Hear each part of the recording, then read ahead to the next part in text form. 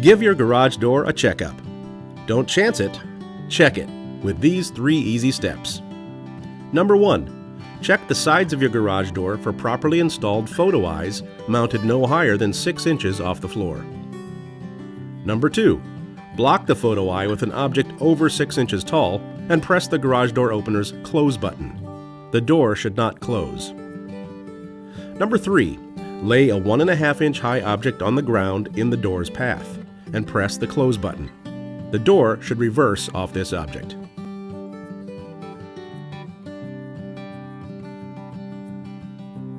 Don't chance it, check it.